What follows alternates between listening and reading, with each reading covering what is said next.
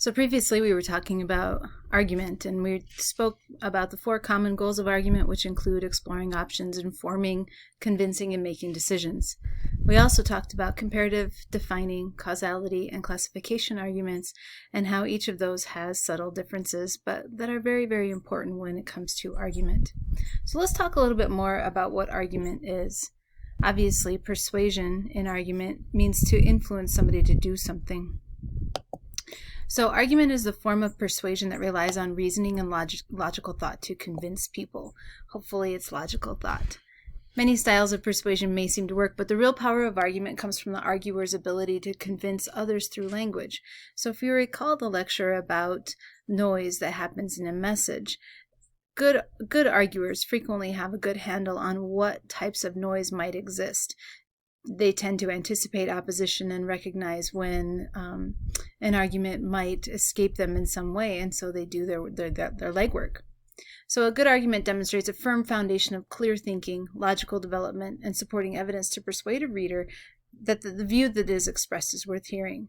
So there are a couple of things that create an argument, and this is all common sense and really ultimately is review. First, we have facts. Facts are non-disputable. We cannot dispute the fact that whatever it is that we're discussing has happened in time and place, and it cannot be argued. That is what it is. It can be disputed in terms of the gray area around it. We can argue about when it happened or how it happened, that sort of thing, but there are facts surrounding it. So ultimately, an authority has to answer to the truth in terms of that. An opinion is disputable. So an opinion is what makes the basis of any argument. It can refer to personal preference, a reaction to something, or an analysis of something. It can be an evaluation, a belief, a judgment, etc. All of these things are different. If you've spoken with me about confirmation bias, we recognize that opinion can come from bias. Bias can create these long-standing opinions that support new ideas and that hold to old. So tradition plays a role in how our opinions form and how we hold them. So there are some different types of opinion. We have opinions of judgment, and these are the ones that weigh the pros and cons of an issue and determine the relative worth of such an outcome. These are representative of a position on an issue that's measured against standards other than those of personal taste. So perhaps my opinion that pepperoni on pizza is the only way to eat pizza might be held by many, many people, but it's not an opinion of judgment that's weighed based on pros and cons. It's simply my own personal opinion. Standards that are rooted in values and beliefs of cultures help us to also make sense of other types of opinions. So these are the things that are true and false according to our understandings, things that are right and wrong according to our cultural values and understandings, the things that are good and bad, or better and worse. If we think about how contemporary culture changes, the court of popular opinion tends to change our opinion frequently. You can see this anytime around political maneuvering, when we have pivot points and when we have smear campaigns, that sort of thing. These types of advertising and these types of information presentation tend to rely on cultural values of what's right and wrong, what's true and false, what's good and bad, and better and worse, etc., etc. It does not mean that they're factual, but it is an interesting construction of how to create an argument. Okay, when we examine an argument, when we think about facts and opinions, we can turn our personal opinion into legitimate argument by giving it a moral, ethical, or factual standpoint. So if we think about Aristotle's structure where we have the logos, ethos, and pathos in that triangle, if we can apply logos, ethos, and pathos to our personal opinion and support it with fact, we can take our opinion and give it a stronger grounding of factual merit. We want to develop this argument according to recognized standards of values and beliefs. We don't want to say something along the lines of gun control is good because people are bad, because that's not acceptable. We would want to think about and that doesn't even really make a lot of sense, but we would want to think about the varying shades of gray within that entire argument. So opinions don't make good arguments, but they are the starting point for good arguments. Argument can be used for debate. This is a situation in which individuals or groups present their views as forcefully and persuasively as possible, often referring to their opponent's arguments only to attack or deride them. This doesn't really provide a mechanism for compromise. It's rather a path to argument rather than a conclusion. In debate, you formulate a claim, create reasons to support it, and anticipate opposition.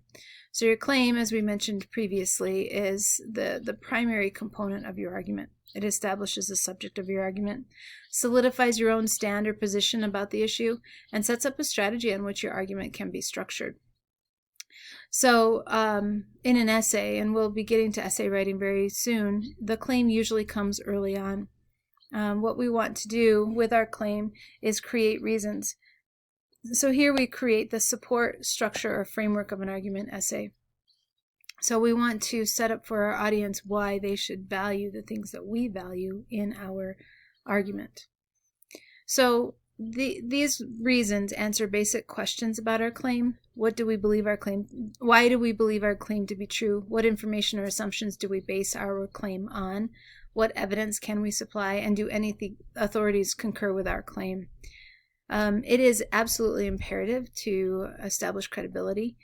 Because if we're not believable and competent, then there's no reason why an audience should listen to us or value our opinion.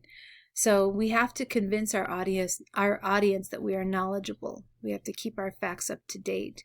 We have to support our reasons. And in order to write well, we need to create these reasons. So we have to answer the basic questions about the claims before the audience realizes they have those questions.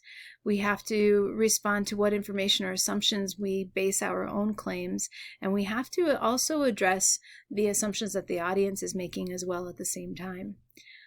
We need to think about what evidence we can supply, and we need to find valid evidence. We can't just toss out a statistic on the spot and say, well, because I just made it up, it's true. That's a fallacy of the first order, and we don't want to do that. So we also need to consider whether any authorities or experts agree with our claim and how they can effectively back us up. We want to use the right examples, the right appeals to authority when we are constructing an argument. All of these things will help to enhance credibility and avoid logical fallacies, and convince our audience that we're knowledgeable of the facts. Now, that's not to say that fallacies can't be useful, and we'll talk more about fallacies at a later date, but we want to be very careful, and we want to try to apply ethics to any situation when we are presenting our argument from a credible standpoint.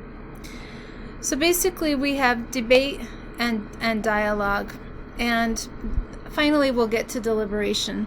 Debate is this forceful use of evidence that's designed to simply put information out. It may work to sway opinion, but it often does not work because debate is very hard-headed. It's this back and forth, who's going to beat the other.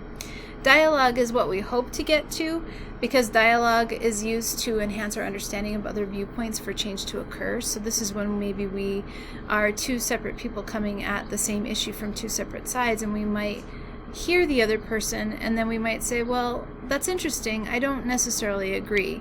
And what that does is that opens up discussion and allows us an opportunity to actually gather more information so that hopefully we can get to the point of deliberation, because deliberation is the key to growth.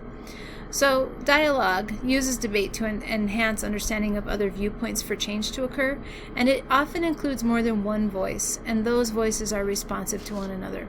Those dialogues that you have with yourself really don't count. I talk to myself all the time, so I understand.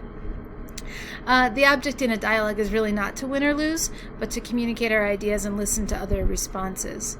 So when we have a discussion, we hopefully are taking turns so that we don't monopolize, and both sides need to be engaged and active. This is partly what I seek in my classes. I would like to have a dialogue, not just speak at you, but speak with you. Hopefully, after we've gotten through discussion, listening, interacting, and understanding, we get to deliberation. Deliberation, as I mentioned, is the key to success in any kind of an argument, because deliberation requires careful consideration that enables us to reach an informed position on a topic. It allows us to sit back and say, maybe I was wrong, or maybe I was right. If we can deliberate carefully and fully we can consider our reasons for and against something before making up our minds. It gives us time to consider whether we want to value an argument or not. Now, this does not ensure that all concerns or arguments will be considered equally valid. I mean, an argument or a discussion or a dialogue or a debate or a deliberation over abortion is going to be very, very different about pepperonis on a pizza. But that doesn't mean to say that pepperonis on a pizza aren't important, but we have very, very different levels of sincerity and appreciation for life, health, and human character with the two separate arguments. So deliberation enables you to use your argument productively, and that's what we're seeking.